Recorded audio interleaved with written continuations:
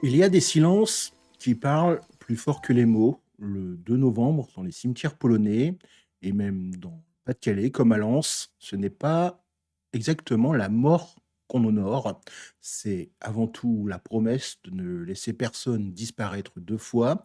Parce qu'en Pologne, une âme oubliée, c'est une injustice qui brûle plus que 1000 bougies. En France, on le sait tous, le 1er novembre, c'est un jour férié, souvent silencieux, mais pour les Polonais, ici comme là-bas, le vrai jour du souvenir, c'est le 2 novembre.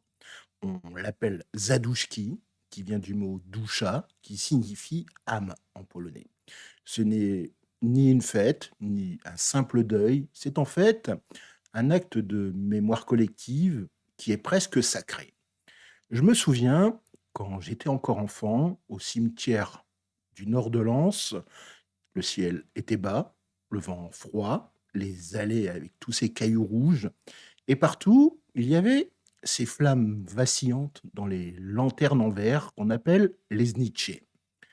Et ce qui me marquait à l'époque, ce n'était pas toutes ces tombes décorées, c'était surtout celles sans fleurs, sans nom lisible et parfois même sans visiteur.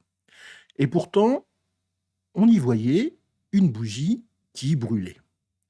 Vous allez me dire, mais pourquoi? Parce qu'en Pologne, oublier une âme, c'est la tuer une deuxième fois. Et c'est ce que je vais vous raconter aujourd'hui, cette histoire du jour des morts en Pologne, dans le podcast du Double K du jour. En Pologne, le 2 novembre, c'est le vrai jour des morts.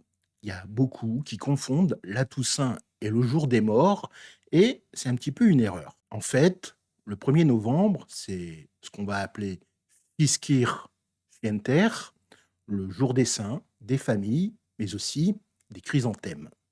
Le 2 novembre, c'est Zaduszki, le jour des âmes ordinaires, des disparus sans descendance et de tous ces morts oubliés. Cette distinction, en fait, elle vient du Moyen Âge. Il y a l'Église catholique qui institua cette date pour prier les fidèles défunts.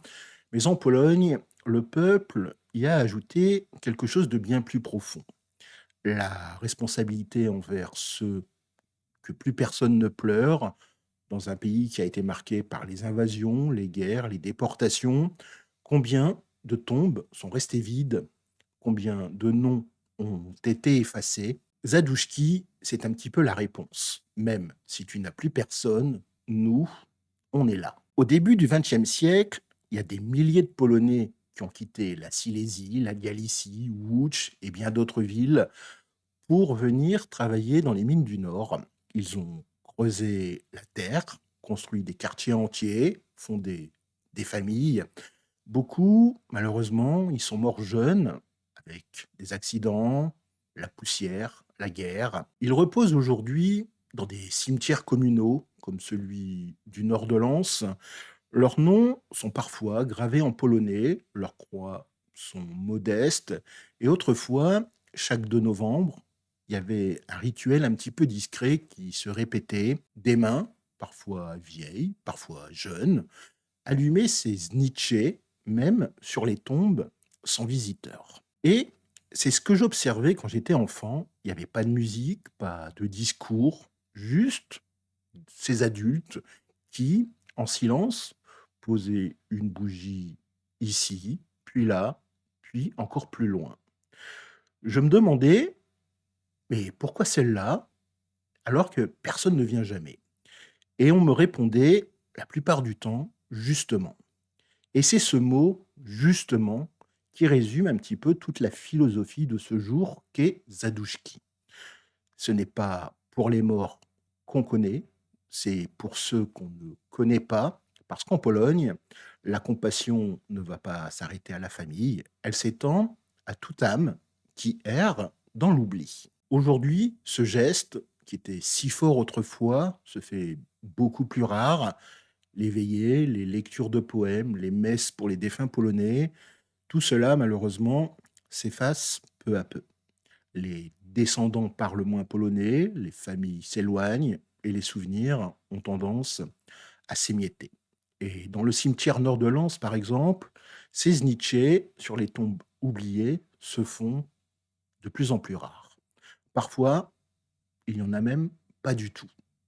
C'est pour ça que ce souvenir d'enfance, il me hante un petit peu encore.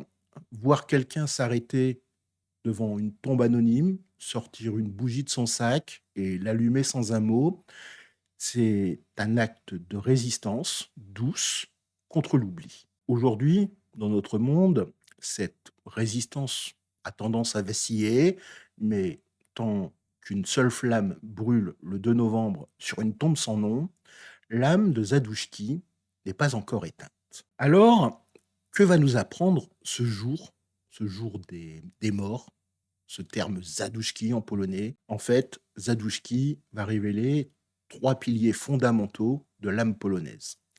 Le premier, c'est la solidarité au-delà du lien du sang.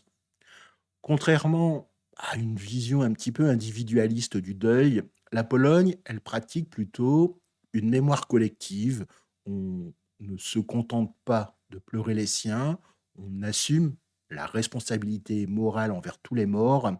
C'est un petit peu une forme de charité spirituelle, discrète, sans reconnaissance, mais avant tout absolue. Le deuxième pilier, c'est la foi comme un acte de résistance à l'oubli dans un pays comme la Pologne, qui a perdu plus de 6 millions de vies pendant la Seconde Guerre mondiale, où même des familles entières ont disparu sans trace.